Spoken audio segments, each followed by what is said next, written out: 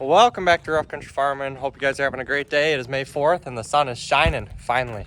Rocky's out running around having some fun. Look at that pretty 7-3. Well, there he is. Come here, boy. Come here. Let's go. We were getting really close to being able to plant some seeds. But guess what? Nope, we got an inch of rain yesterday. But next week looks like a beauty, 80 degrees and just sun. So hopefully it stays that way. Our next rain chance is on Friday. It is Wednesday today. So hopefully we missed that rain chance on Friday. It's 50%, so really hoping so. The grass is really greening up around here. Mowers are going everywhere. Dandelions are growing. But this afternoon is really beautiful. Well, if the sun stays shining, a couple days we'll be able to start spraying burn down again. It kind of postponed us, but we'll be hitting fertilizer really hard in the corn ground. All our bean ground's already been spread. So within the next week, we're going to be putting flower boost and green up on the wheat too. So sprayer's going to be going hard regardless. Spreader's going to be going hard. So in the next couple of days or week, these machines are going to be going. Drill's ready to put some beans in the ground. 8650, we've already disked 50 to 60 acres, and it's got to stay ahead of both the planters once the planters start going. Today's task is get the corn planter out. It's already been washed, but we're going to wash it again because last year we had some fertilizer lines leaking and shit, so we're gonna wash it up again, get this off, because we washed it but it didn't get everything off, so we just wanted to make it look even prettier. And Dad's been stringing new fertilizer lines. We just got to get them hooked up.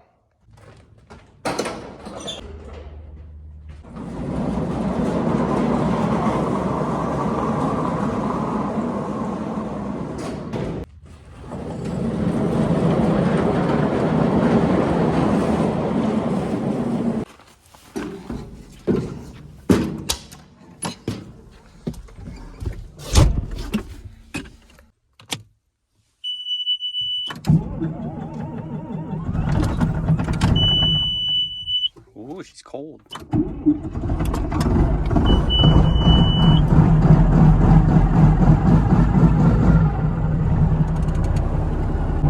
No, for some reason this tractor does not like 40-degree weather, and of course it got down like in the 40s overnight, so 40, you know, so I don't know. It's like 60s right now, but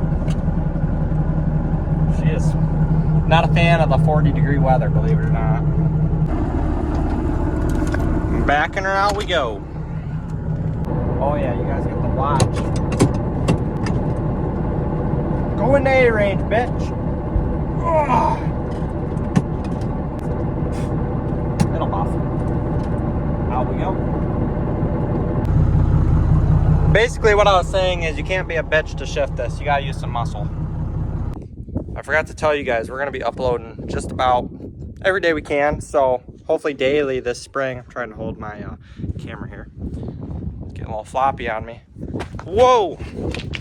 So tell Larson Farms and Millennial Farmer we're coming for them. 1,000 subscribers, here we come. Also, I'm not the one that runs this, so this could be a little tricky getting this unfolded. Dad's the one that runs the corn planter. I drill beans and disc and do all the other shit. Boss man does this, so we're gonna have some fun. See if the old 28 will start up here.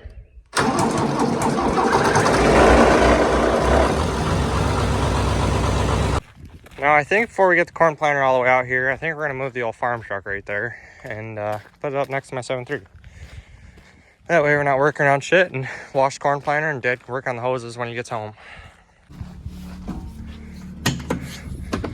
Windows need washed. Okay.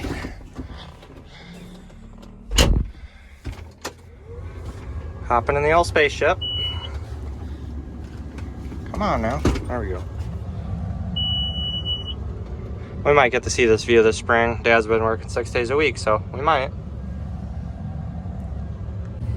Now, I've never planted corn before. Of course, I've rode with Dad, but, you know, I get thrown on the disc, plant beans, spray fertilizer. This is boss man's job, so we might be taking it. Just kidding. I'm very doubtful that's going to happen, but we can hope. We can hope. Now, let's get this out of the barn and figure out how to unfold it. It can't be that hard. You just press a million of these and something up here, and it can't be that hard. Now in the future, we'd like to get a center fill planter, but I think we're gonna run this one a couple more years. All the parts are good on it. It's not wore out. It's been a good planter to us. I think we're looking to get a new drill within the next year, a brand new one. So that's what we're looking to upgrade in our planting setup. Holy shit, guys, I'm proud of myself. We're doing it. We're actually doing it. You gotta hold the fold and do that, and yeah, we're getting it. You guys just sit right there and watch me do this. Gotta make sure the tractor's straight. Oh, we should probably make sure the tractor's in neutral, if I remember right. Yep. We're doing it. At first I was a little intimidated. Never ran this before, but I got the hang of it pretty quick. Alright. Let's go in reverse. Back her up a little more. Rocky might want to move. He might be a pancake if he stays. That ought to do us.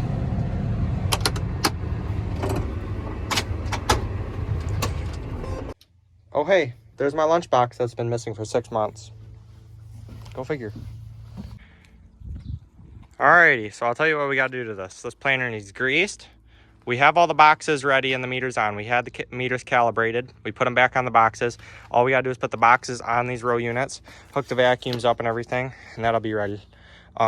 We put on new Yetter poly twisters on the back here, eliminated the drag chains. Hopefully we like that. Like I said, grease it, boxes on. Dad's got to hook up his fertilizer lines. He strung them through. That was a long project, but he's got to hook them up yet. So once we get them hooked up, we'll put the boxes on and this unit should be ready to go. Besides, we got to grease it. And we got to run some liquids to the pump, but otherwise, she's ready. We don't really plant any soybeans with this. We might when we get our corn done. So help finish up with beans, but most of the time we don't plant beans with our corn planter. My favorite job on the whole farm, washing. So like I said, we really don't need to wash the planter. It's already been washed, but it's got some dust on it from sitting in the barn. And like we've had some of these 90-degree angles, we call them 90s, but 90-degree fittings up here were cracked last year. Not these ones specifically, but some of those, and they're leaking fertilizer. Some of our lines needed replaced, leaking. So that's why we replaced them, and it got fertilizer on the planter and it just didn't wash up like we wanted. So I'm gonna wash it again, get it shiny. So let's get to it, and then I'll run you guys down on the row unit of a corn planter.